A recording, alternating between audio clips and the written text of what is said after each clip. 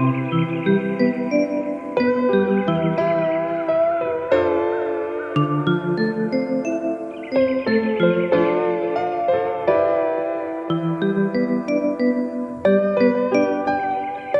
y'all, welcome to the latest and greatest edition of Black People Parenting. It's me, Dion, founder and I guess the maintenance man around Black People Parenting. I do whatever needs to be done around here. I clean the toilets, I sweep the floors, I cook the food, I do whatever it is.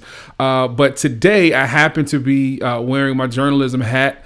And I got a special guest on the pod with us today. Real dope brother, man. Real dope individual who I've actually been following for a very long time. And honestly, it didn't dawn on me to have him on the podcast until recently when I started listening to a podcast that he has. I actually stumbled on a podcast that he has called Parents Making Profits, which I heard it and I just fell in love with it. Like I fell in love with the concept. I fell in love with the way that they do it. It's a podcast about, you know, what we as parents can do to make money, right? And what we can do to you know, kind of leverage ourselves in the business world and being entrepreneurs. So I just thought it was a dope concept, a dope idea, and I wanted to have him on the podcast. So I reached out. He agreed to do it, no questions asked, and I'm just grateful and thankful to have Mr. Mario Armstrong on the show with us today, y'all. Make some noise. Give him some noise. Make some noise. I appreciate it, Dion. I appreciate that, man. Yes, sir. Yeah, man. Yeah, yes, man. Yes, sir. That's what's up, man. Look, you know, you were really light about how you approached. I want you all to understand something. Tenacity matters.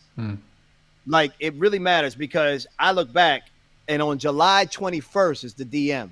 The first DM he sent me, we in October, y'all. The first DM he sent me was July 21st. Hey, Mario, I'd love to have you on my podcast at Black People Parenting, discuss your new podcast and also tips for parent entrepreneurs. I left it a message on your website as well.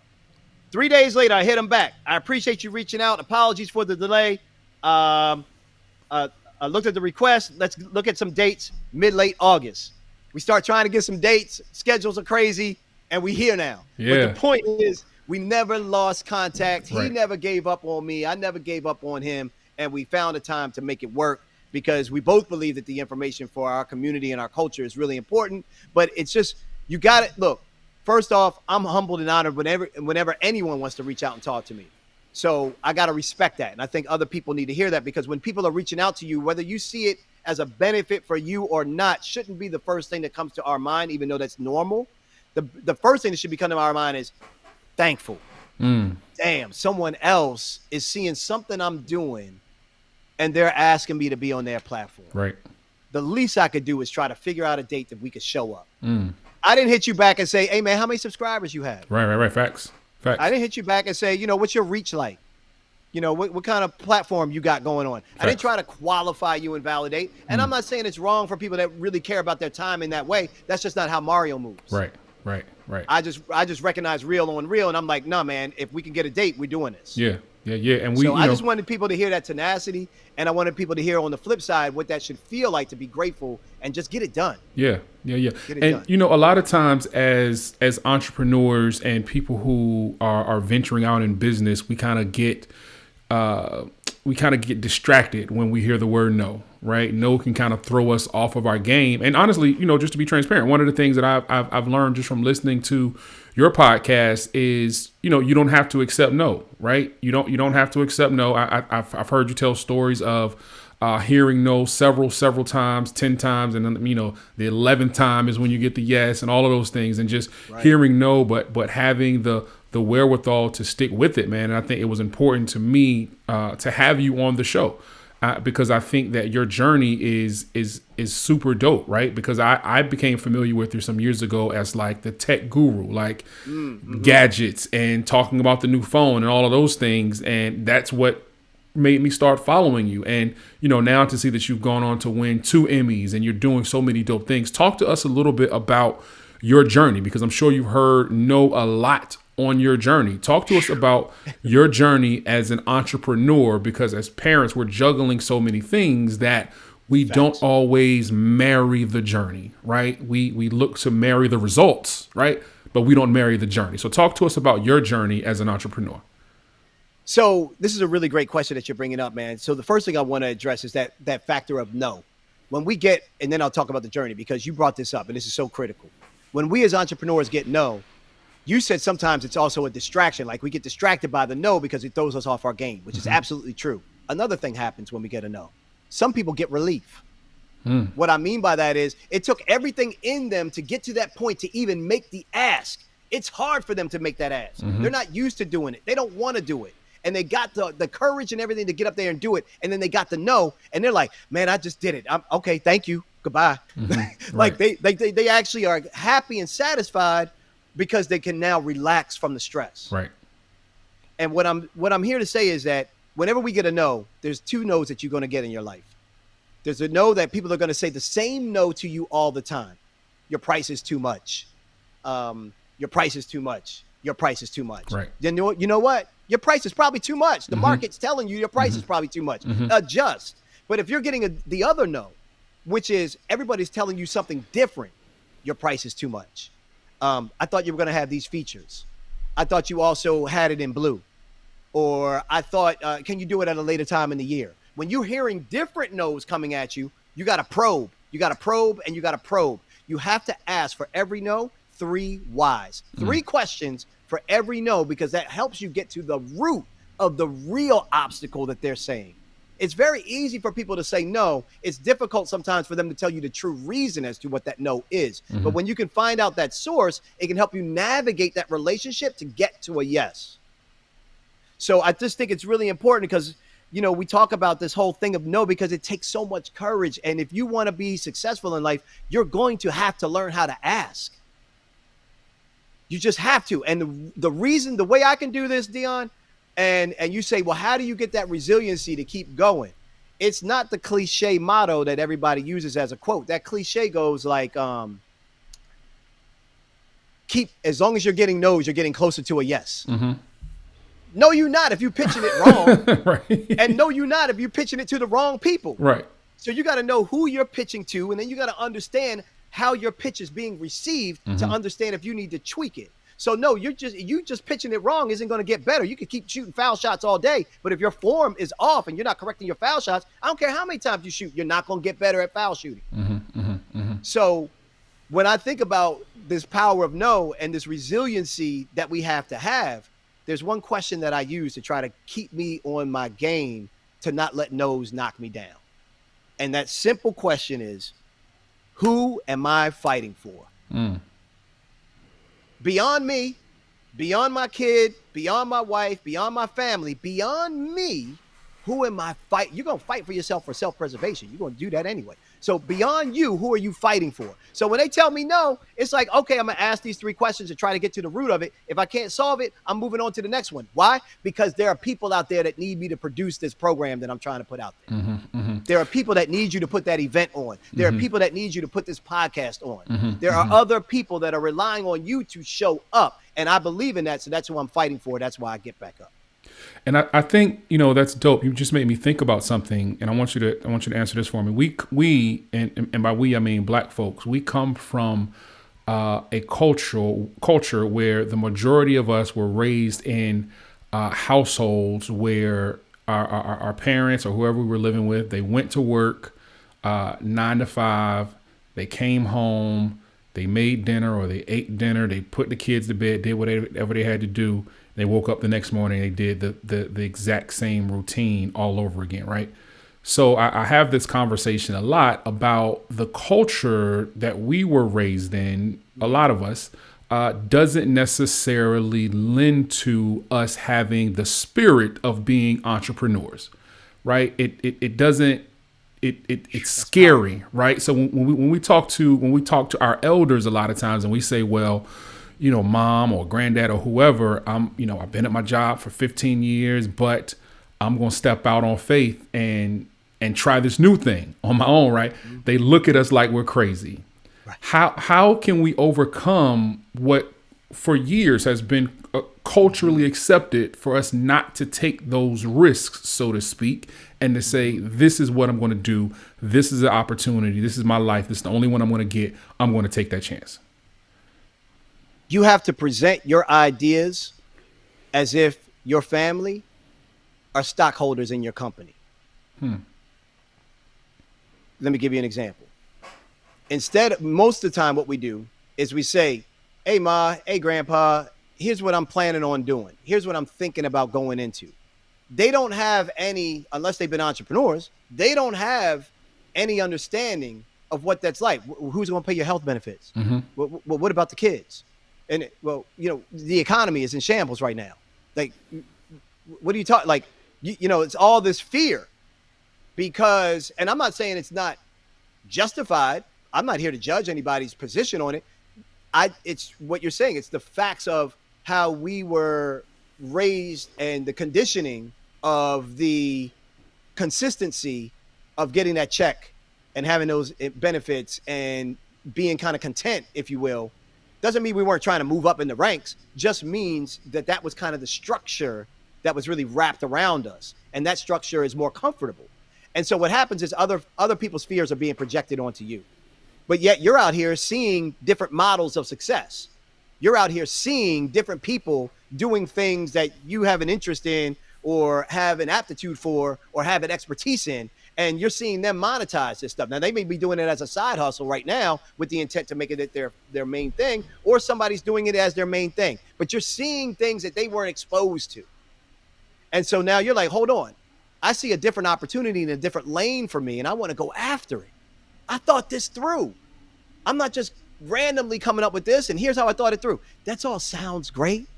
But what really helps, I found, is to actually sit them down and present to them as if you're asking them for a $50,000 check. So what I did to my kid early on, I was like, hey, anytime you want to try to really get something that you think is significant in this household, you got to present it.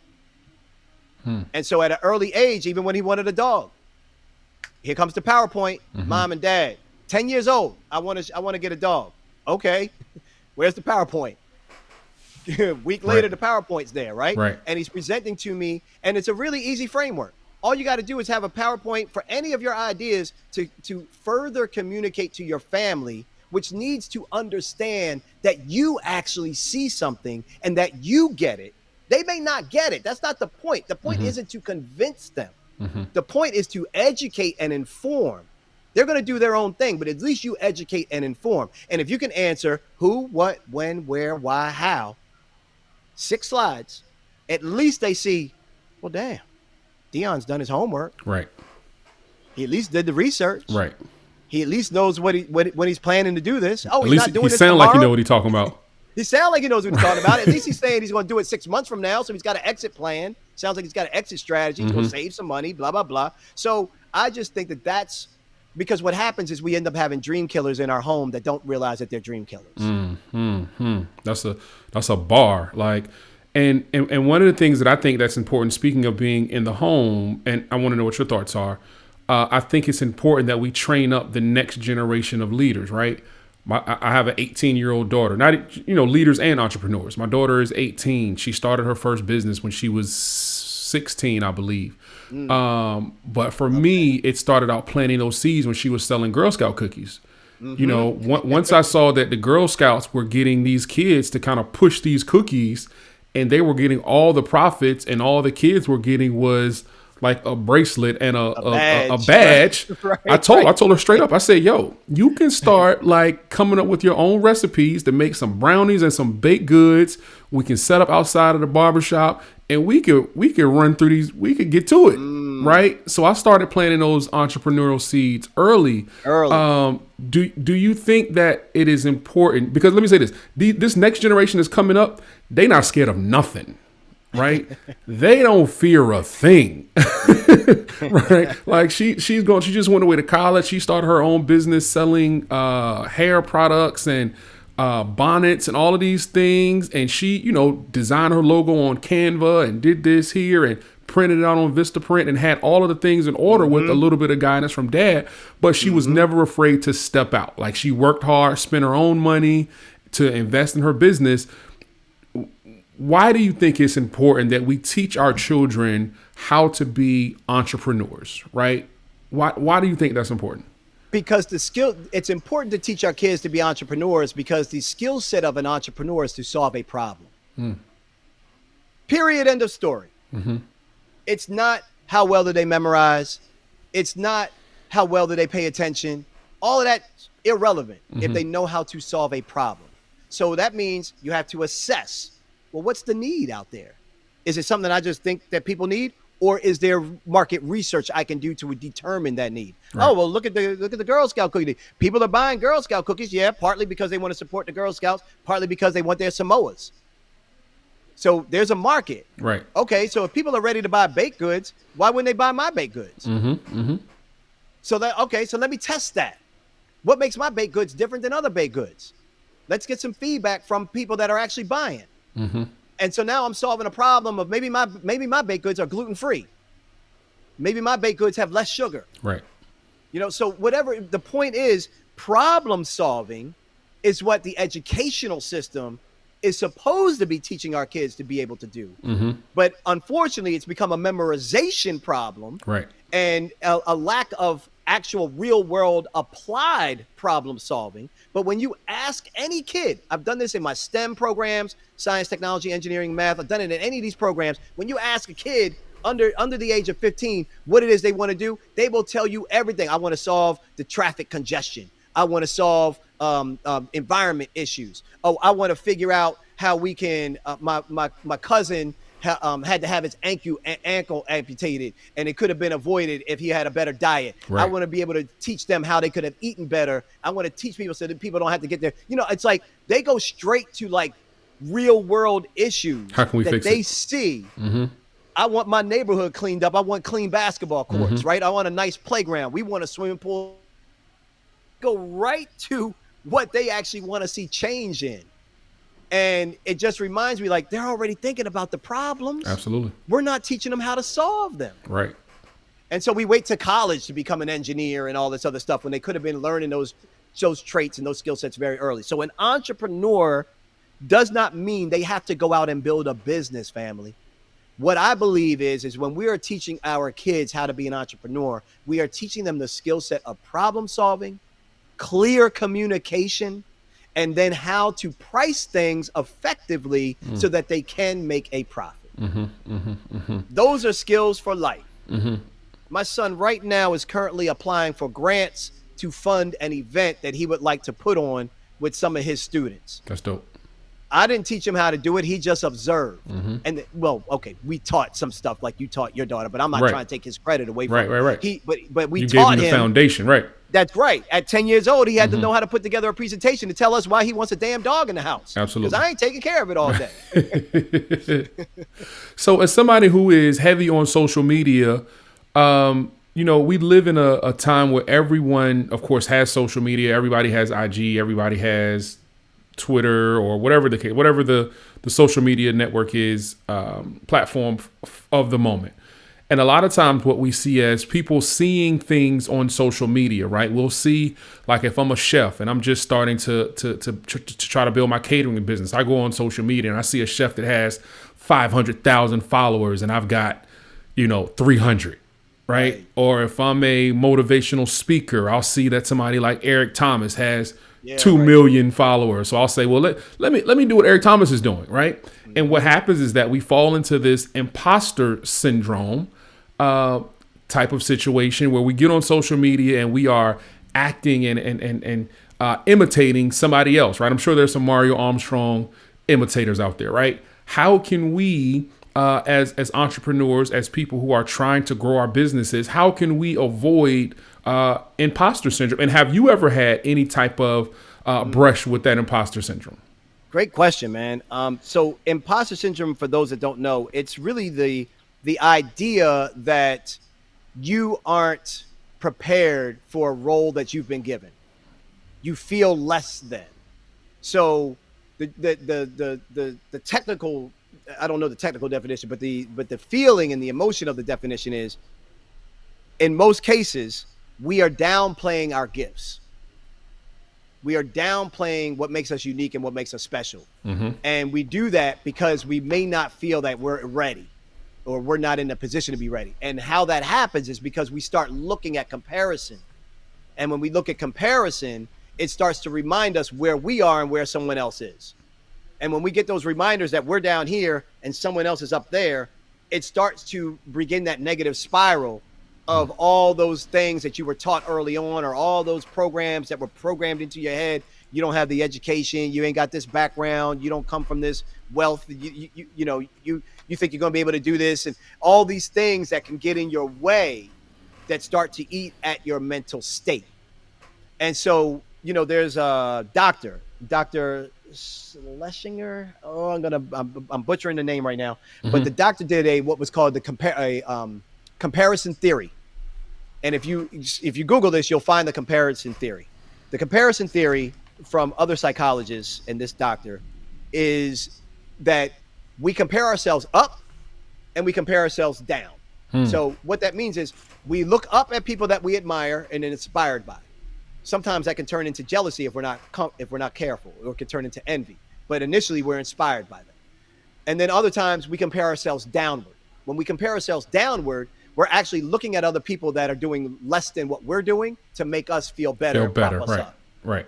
So downward comparison is always negative. You never want to look down on someone else in order for you to feel good, because that's just not a good character trait to have, and it's a slippery slope.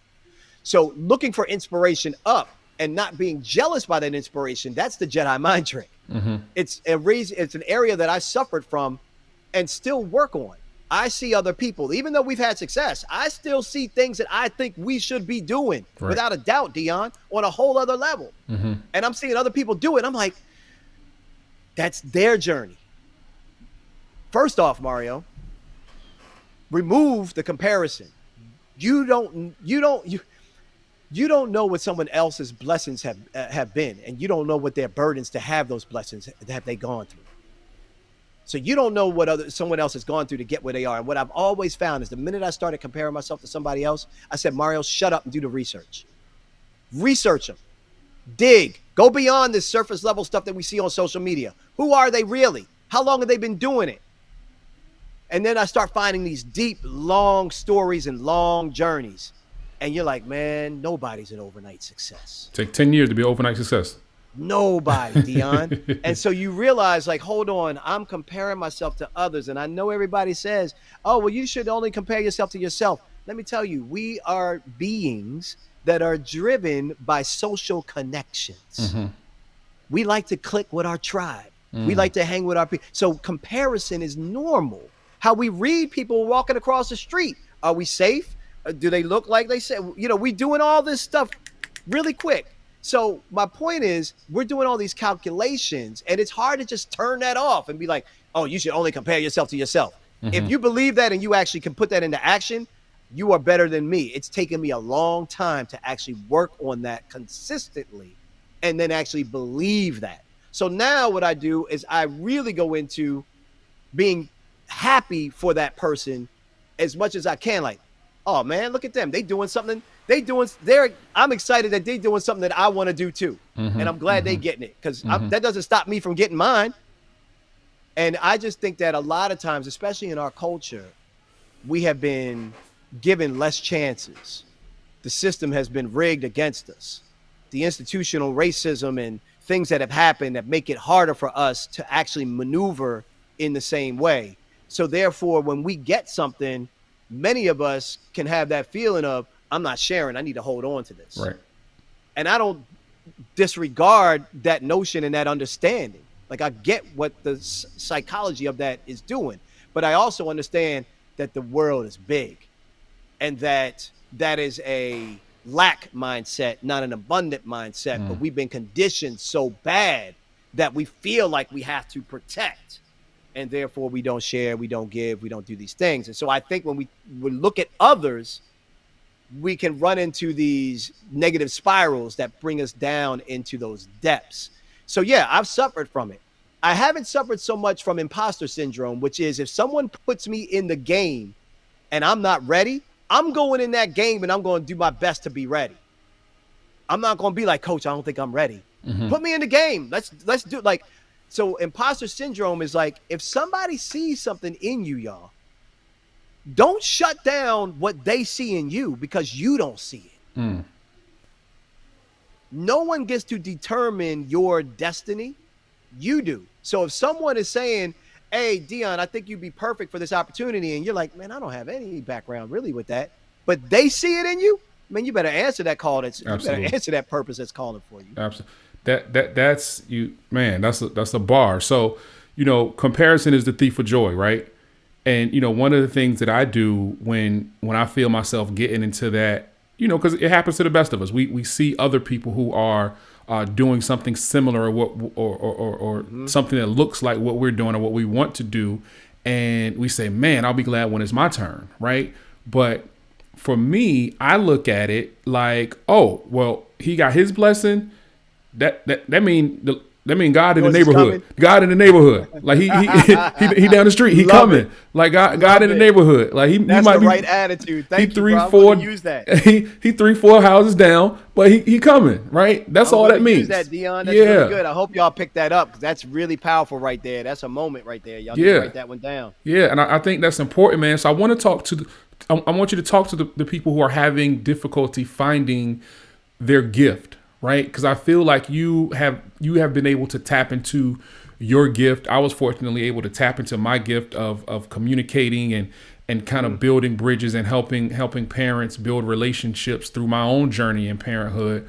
But for those who are struggling right now, and especially coming off of COVID, and we'll talk about the impacts of COVID in a minute, but it can be hard for some folks to find what their gift is and find what they're good at, right? I was listening to NPR the other day, and it shocked me when I heard that LeBron James is on his way to taking over the career scoring record from Kareem Abdul-Jabbar, right? So it's obviously that basketball is Bron's gift.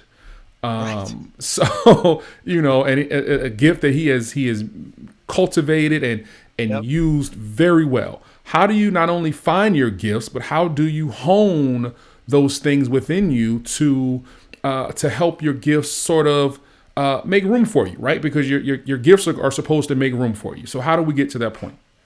I think that's a great question for a couple of there's a couple of steps that really come to mind, because so many people are in suffering because they're trying to figure out what it is they think they should be doing.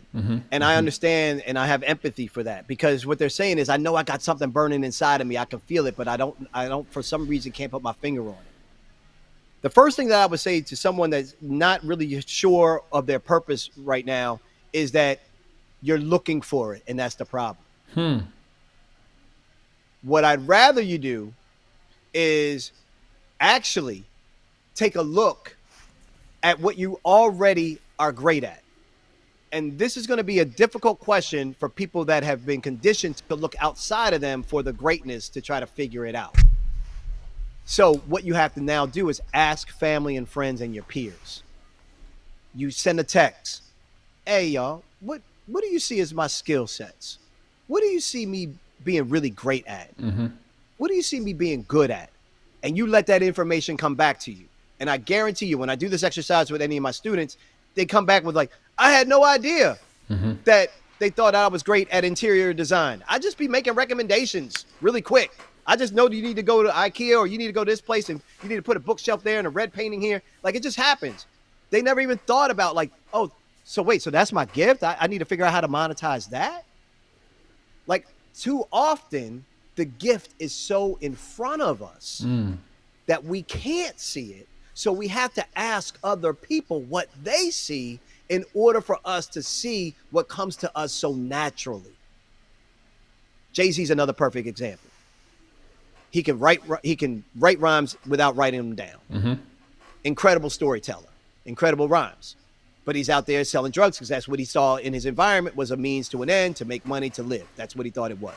And by the way, he was also seeing rappers in like little cars, while he and his drug buddies had bigger cars. Right. So he's like, really? I want to do that? Right. I'm not making this up. This is him telling this story. And so what he did not recognize was that the gift that he had was already within him. But he says this himself. It came to me so easily, I didn't think I had to work for it, so it must not have been any value. So we have to be careful as to what comes to us so easily that we are discounting and not thinking there's any value behind it. In fact, it's the opposite. The thing that is coming to you easily, yes, you have to do the work. Yes, you still have to perfect it. Yes, you have to put in the effort and the time and the training and the rehearsals. Sure. But what's the thing that comes to you naturally that you are really good at doing without really thinking about it, that you even enjoy doing? Now you need to understand and learn how to monetize it. And that's where the disconnect for many people is, because they may even know I'm gifted at sewing. I love to sew, but Mario, I got these bills. I got these kids. I'm trying to do something better for my family. I can't stop this and just pick up sewing. Sure, you can, but you have to start putting together a plan. You have to start with scarves. I got a woman that I go to every single year and asking her for 4 or 5 scarves, and I get the family to do the same. She's on Etsy. She got her own store. She's trying to build her business. She's great at making scarves. So I'm like, we're going to be a consistent client for you until you can actually get this thing to be your full-time thing. Now she's doing gloves and mitts. Now she's doing sweaters. It's expanding. So, but she had to have a full-time job. She's got kids. She would figure out how to do it on her off time. So I just think that we need to relax a little bit on the tension of, I don't know what I should be doing. I don't know what my purpose is. The truth is, many of you know what it is you should be doing. The issue is you're probably a little afraid to do it, and we need to deal with that fear, or you haven't figured out how you can actually monetize it to make up to the quality of life that you currently have. Because if you knew how to do that, you would be doing it. And I think a lot of us, we get caught up, and this is something that COVID kind of exposed to me, right? A lot of us get caught up in what is known as hustle culture. And I think you talked about Jay-Z, and as someone who worked in radio for 20 years and has been a member of the hip hop culture and saw, you know, people like Dame Dash and, you know, Nas said sleep is the cousin of death and I'll sleep when I'm dead and all of those things. And it wasn't until, you know, maybe a couple of years ago when I started to think, and I said, you know, this don't really make sense, right? Like Oprah is a billionaire, Bill Gates, all these people, they have billions. Do you think these people not getting 7-8 hours of sleep? I had to really stop and think. Like, do you think that these people really not getting 7-8? You don't think Steve Harvey is in the bed probably at a good amount of time and getting a good amount of rest? But we have become a victim of, you know, hustle culture. And I think it's kind of permeated our society where we think, and again, let's be clear. I think this originates with white supremacy, right? I think the cause and the purpose how we get to hustle culture is because we've been taught that our value is in the amount of work that we do, right? That's what that has been embedded in us. If a man don't work, he can't eat. All of these things that have been embedded in us to think I have to work. I have to go. But to me, I think it has become more of a detriment than it has something that has helped us. So I want you to kind of tap in and talk about hustle culture, your thoughts on it, and if you think it's something that we should avoid, or do you think it's something that is just a part of being an entrepreneur? Oh man, I mean, you come in with the questions tonight, bro. No, seriously, it shows to your gift and why you're great at communicating and building these bridges. Thank you, sir. I have a phrase that I use that's called hustle mindfully. And hustle mindfully is my answer to hustle culture, because I do believe that the word hustle is important. And I believe it's important beyond being an entrepreneur. I just think what hustle means to me, and the definition of it, means that you are passionate and you are willing to be resilient about that passion, that you're willing to get up and go after whatever that is. Now, the mindfully piece kicks in. How does one hustle mindfully? Well, that changes the whole dynamic of hustle culture, in my opinion, because I'm hustling for things. I see things I want to go after. I want to wake up and fight for the people I want to fight for. So I got that hustle in me. I got that grind. I got that grit. It's in me. But how do I maintain my self-care? How do I maintain my health? How do I do it so I don't do it to my own detriment? I'm not trying to die at a young age and leave some kind of legacy. I'm trying to be around for a minute for my family, for my kid, for my wife, for my community, and for the dreams and things that I think are possible that God has given to me. And so the mindfully part kicks in and says, okay, how are you going to balance this, bro? How are you going to hustle mindfully? Well, what are some of the practices you could do? You could exercise. You could eat right. You could take on meditation or pick up playing piano. You could do yoga, karate. Whatever, like, You can do other things to try to get you in balance so that you're not just hustle, hustle, hustle until I die, because you're going to die sooner just hustling. So hustle culture sounds really good. And it is a passionate thing to kind of be like, yeah, man, I'm on that grind. I'm on that hustle.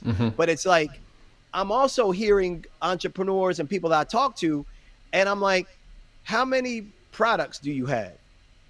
And they'll say, well, I got 7 different things going on. And I'm like, 7 different businesses, 7 different products. Like, what we like, and I'm trying 7 to get different ideas in your head. Right. Like, and I'm telling you, people are all they're hustling because they feel that the more effort is going to create the more profit. And it's wrong. And so that hustle culture, hustling in the idea of being profitable does not equate to each other. So you can be treading water in the deep end all day long and not move towards shore. But you're busy. You're working. I feel tired at the end of every day, so I must be doing something. You're just making ends meet. How much stamina do you got in you to be able to hustle to be able to tread water in the deep end and just keep treading water? Eventually, you got to figure out how to get to shore, or you're going to sink. And so I just think that the hustle culture mindset is damaging. Now, for the most part, younger people say it because they see a whole eons of life to live. Right. So they're like in their 20s and they're just like, yeah, man, I'm on my grind. I'm on my hustle. It's like, yeah, okay, I was talking like that too. But then once you start to get a little bit more mature, and the smarter ones are already recognizing, yeah, I can still get my hustle on, but I'm also making sure that I'm eating right. Right. Or I can get my hustle on, but I'm also making sure that I'm getting 7 hours of sleep. And so, or I bought this new mattress so I could get a better rest at night. Right. So there are also, some of these people are making better investments into that self-care, even though they do seem like they're on their hustle 24/7. Had somebody say to me the other day, Dion, they'd be like, you seem to be everywhere. You probably didn't get no rest. And I'm like, y'all don't understand. I'm getting 8 hours. See what I mean? See? I paid for a sleep number bed on purpose. And I'm blessed that I was able to pay for a sleep number bed, but I did that because I want to track my sleep. Right. I paid for a better pillow. Yeah. So I could get a better night's rest. Like we've been hoodwinked, bamboozled, and led astray to think that burning the midnight oil and doing all of those things is going to get us to where we want to be. And it's not about how hard you work. Right. No, I'm sorry. It is about how hard you work. It's not about how hard you hustle, but it's also about how focused you are, right? Because we have so many distractions, right? And we tap into, we could be doing whatever, but are we doing any deep work, right? I'm reading this book now called Deep Work. And it talks about how people like J.K. Rowling and, all of these great people, how they really have immersed themselves in the work and cut out all of the distractions. We hear stories about how Kobe, when the Lakers would lose a game and everybody else on the team is at the club partying, and Kobe is like, how can you be at the club partying? I'm in the gym working. Right. Have you put in your 10,000 hours? Right. Are you an outlier? Like, what are you doing to set yourself apart from the competition? And I think a lot of us, we don't want to put in the work, but we want to make it look good for social media. We want to make it look like we're putting in the work. Yeah, that's absolutely right. And my wife and I are in business together, and we have a son named Christopher. And while we were pursuing our journey of entrepreneurship, she was working a full-time job. She's from the Caribbean. She's from St. Thomas. So she is St. Tomian, but she's landed in Baltimore, which was my hometown, and ended up bumping to her in college, and the rest is history type of thing. But when it came to the dynamics of I'm a risk taker and I'm an entrepreneur by spirit, she's a Libra. I'm a Sagittarius. She's a Libra. She's very much scaled, and she's Caribbean. Island closes down. They go into the beach. Right. The stores actually close. Stores don't close where I'm from. So there's like this automatic potential confrontation as to how we could actually pursue building a business. But I convinced her that I got this hobby that I'm doing, but I think you could actually take this hobby and make it into something special that we could tag team. So I convinced her to come aboard. A year later, after I got laid off from my day job, I was always a side hustler. So I was side hustling on building my own production company and doing things in the media. When I got laid off, I took that as, oh, this is my answer. Let me go ahead and try to make this thing happen. Hey, honey, I need you to jump on board and do this too. And she's like, you just got laid off. I'm not. Somebody's got to make the money in the household, and somebody's got to put Christopher through kindergarten and make sure he's got food on the table. And I was like, I get all of that. I said, but I can only take this but so far. You got a different skill set than I have. I need that skill set. We're going to need that skill set if we want to build something. So eventually I convinced her. She came on board. Within months, bro, the recession hit. And it challenged us. It challenged every bit of our core because we were bankrupt. We were done. We were out of 401k money. My mother-in-law was paying for our groceries.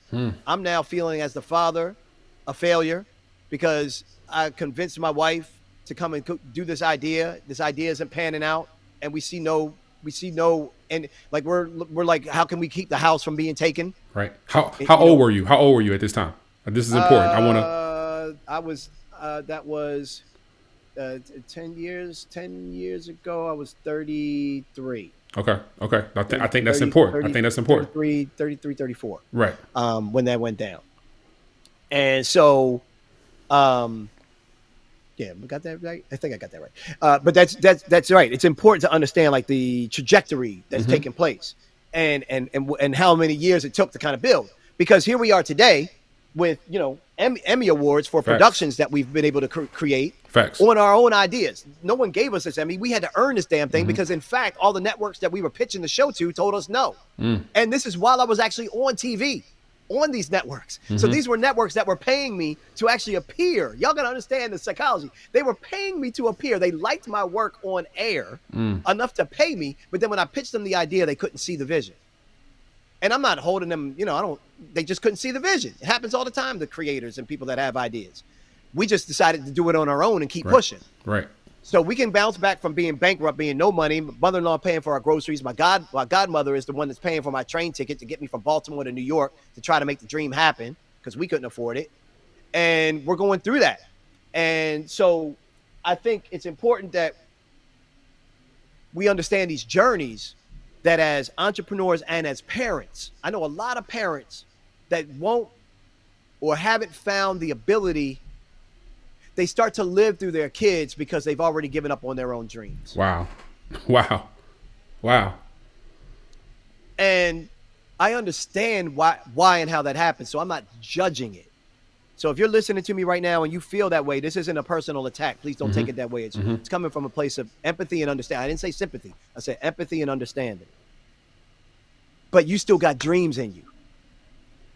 And in fact, I love the fact that you're all about your kid's dream. But if you're doing it because you're giving up on your dream, that's the wrong energy, in my opinion. That's an opinion. That's the wrong energy. I think you can support your kid's dream while still going after your dream, because dreams don't have an expiration date.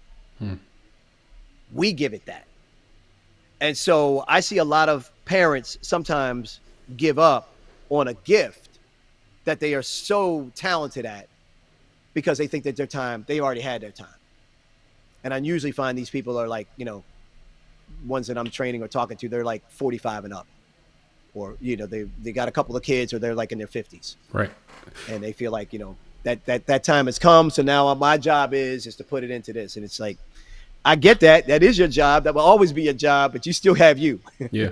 And in fact, I believe that your kid is going to actually learn by seeing you at whatever age you're at, still be able to pursue your dream. And now more than ever, we're starting to see more and more people be able to do that and go after it because you can, if you decide to. Yeah. One of the things that my therapist tells me sometimes is that you don't have to set yourself on fire to keep everybody else warm. Ooh. And I think that as parents, a lot of times what we do, we set ourselves on fire and our dreams and our aspirations die just so that we can keep our children and our family warm, not knowing that it will be better for our legacy. It will be better for generations to come if our children are able to witness us do the thing, whatever the thing is, and be successful after we face all of the adversity, after we face all the no's. This is what's going to help prepare them for being in the real world, not coddling them and giving them everything that they need against what we want to do and where we want to go. So I think that's important, man. I think it's important to understand. That's one of the things that I try to just preach, man. Like we got an infinite amount of time on this earth, right? Mm-hmm. One of my favorite comedians who I just discovered about 2 years ago during the pandemic was David Arnold. Oh yeah, A gentleman who I just started following from Netflix, and I watched him grow and watch how much he loved his family. And to hear and see what happened to him when he passed away a couple of weeks ago was absolutely heartbreaking. Yep. It was absolutely heartbreaking. Yep. But it was also a reminder to me that when we leave this place, Yep. we got to leave it empty. Like we can't. That's right. No dream should be inside of us when it's time for us to go. So, and people will say, okay, but how do I do that? It's a very simple process. And it's going to sound so basic, but people don't apply it. Mm-hmm. You have to write down on a sheet of paper. Please do this exercise. If it's just in your head, it's not good enough. Your idea that's in your head deserves to be in front of you on a piece of paper. Why do I want you to put it on a piece of paper? Because what I want you to do is I want you to write down the absolute smallest steps that you need to take in order to head in that direction. Mm-hmm. You don't need to know how to climb the daggone mountain. You just need to know, can you see the next step right in front of you? Mm-hmm. Mm-hmm. And if you can see the next step and see the next step and see the next step, next thing you know, months, years later, you've climbed the mountain. For sure. So we don't eat food and just garble it all down. We take a bite at a time. Small bites. Yep. Small bites. We don't apply that because we want success quick. We got this instant gratification. I get all the pressures. I get it. But the only thing that will change the outcomes for you is if you actually take small steps in the direction of your intentionality. Because what happens then is you continue to take small steps in the direction of your intentionality, the universe and people will conspire to actually help you be successful without you even knowing it. Case in point, every person that I talk to that's been successful. So I go on the Today Show. Several million people are watching the Today Show. You don't get onto the Today Show if you're going to be nervous on air. You better be ready because anything could go wrong. It's live television. You got to be ready. I'm in these green rooms. I get to meet people that go on to these national shows. I'm in these backstages on these stages where I'm talking, and I'm not doing this to gloat or flex. I'm doing this because every time I've gotten an opportunity to be around other people that we would see as successful or we look to as successful, I'm asking them questions so I can bring that information back to my people. That's number one. Number one, I'm just like grabbing the info that's happening in these little boardrooms as the guy that got in somehow, and they don't know that I'm actually like down the street feeding this to everybody I can. Right. So that's one thing that I just love doing that. I love breaking into these rooms and getting that access and them getting comfortable and everybody sharing. And then I'm back out on the street giving it to the people that don't get access to it. That just does something for me personally to be like, cracking the code. I hacked another one. I hacked another one. Let me give you all this scoop. Right. So in these spaces, what I have asked consistently is, what do you think is the one thing that's made you successful? What do you think? It's going, and so what they say to me is, Mario, and I'm talking about people like this goes from like Mary J. Blige in the green room all the way over to I can see his face in the picture that we took together, Warren Buffett, all the way over to somebody like Warren Buffett. And then I even got invited on Richard Branson's island and hung out with Richard Branson and like 20 other entrepreneurs. The dude has got his own island, and we were out there for like 4 days. It was crazy. Wowzers. So these people say this to me, and I think it's really important for everybody to get. We don't know what it is we're doing. We're figuring it out as we do it. Wow. So what does that say? What it says is every idea that you have right now, that you got all these what ifs going on in your head that's preventing you from moving forward because you got all these unknowns. I'm working on a show right now, a concept, an idea right now. And I'm trying to convince people to get on board to help this show take place and happen. And I have no idea if this show is actually going to get done or not. I don't know. I ain't got the money to do it. I'm trying to get the money to do it. I got to get funding. I got to get brand sponsors. I got to try to find a network that's going to pick it up. I got to figure it out. It's unknown. But y'all hear it here first on Dion's podcast. Like in 6 months, if y'all see me shooting this show in the summer of 2023, y'all gonna be like, damn, he was talking about that thing that he didn't even know was going to happen. They heard it here first. At it now.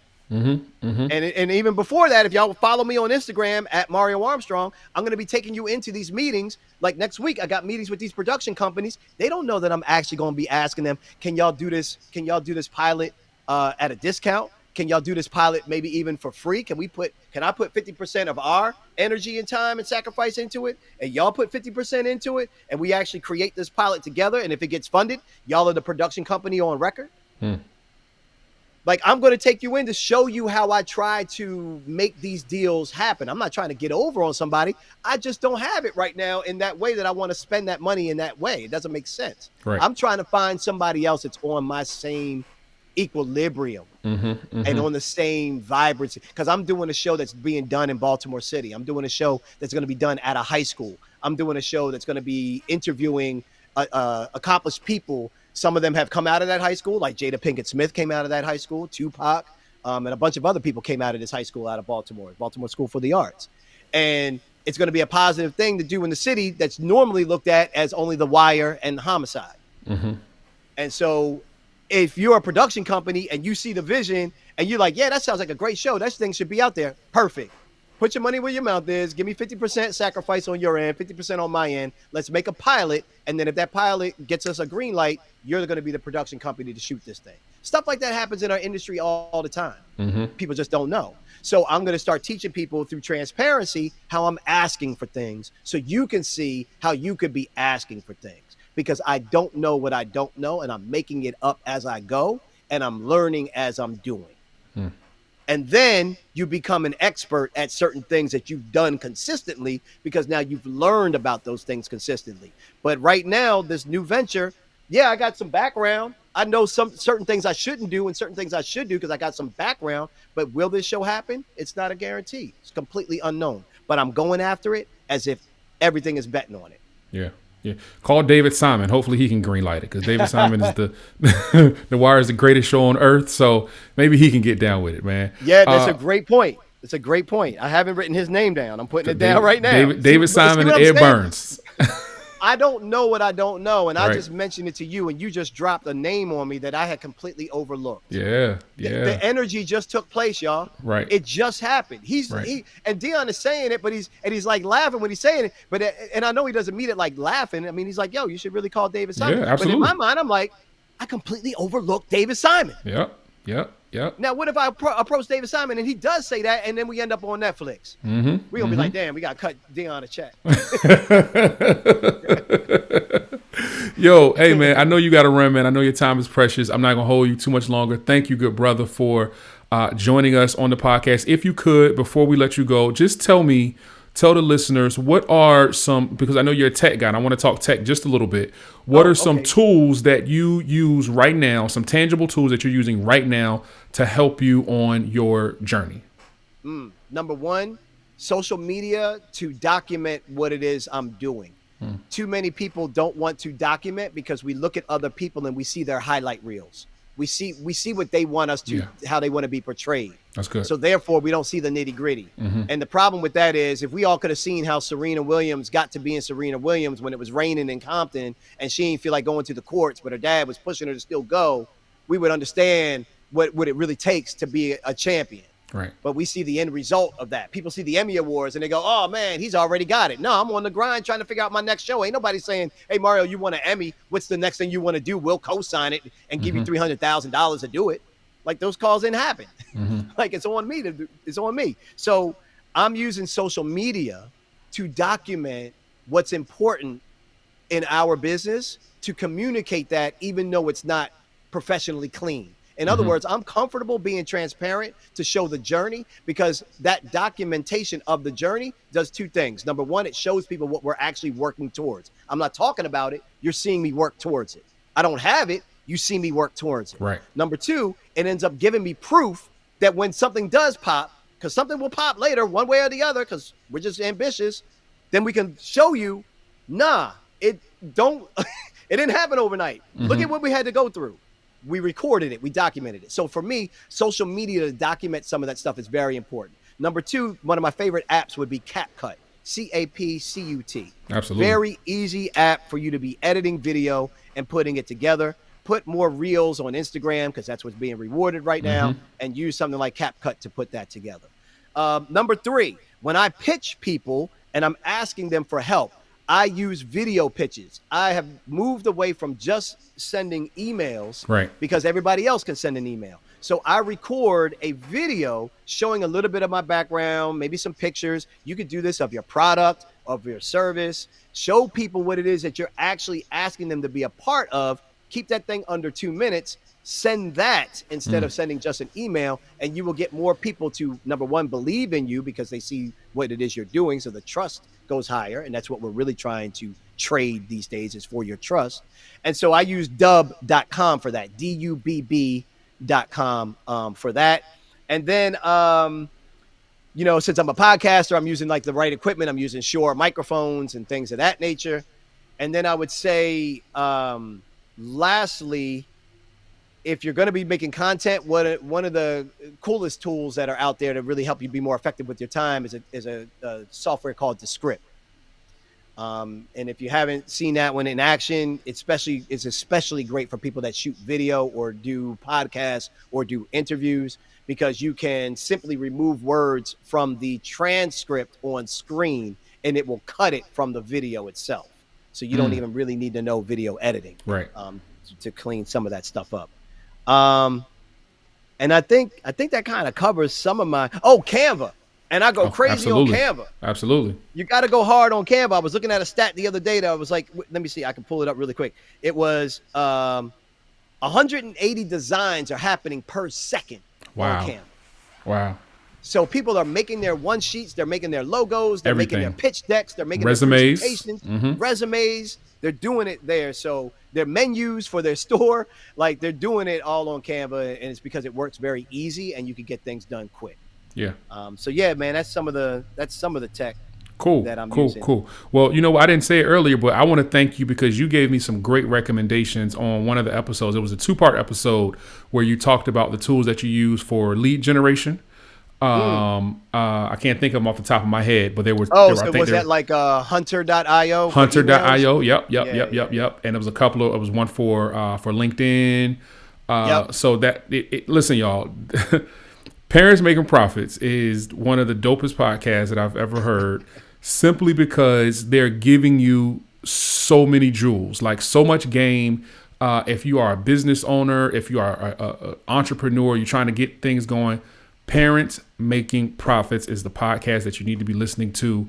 And I just think it's dope, man. I commend you. We're two parents. He's got, my kid is older. He's got 2 twins that are younger. So it really does help for everybody to be able to be met in some way. Like, you might hear something different from James because you really more relate to some things going on in his life. And you might relate to something going on in mine. But you're right. We got 2 black dads putting in the work to try to create some great human beings and be responsible to them, as well as be profitable business owners running our businesses. For sure. Thank you, man. Any last words for the listeners and the viewers before we let you get out of here? Everything in life can be seen through the lens of yin and yang. You can either see it through opportunity or it's an obstacle. When you wake up in the morning, you got 2 options. You got a choice. So you get to choose how you want to show up that day, right? You get to choose the energy. You literally don't have to take up with what your energy was last night. You could really start fresh if you choose to. And then you get a chance. You actually woke up. You get a chance to do something. All of us get afforded that every single day. And so I just think that if we can shift our mindset a little bit and reframe, we can start seeing more opportunity and less obstacles, and we can start seeing the opportunities inside of the obstacles. More people will be a little bit more happier about pursuing the things that they're pursuing, and more people will be happier about the outcomes that they're getting.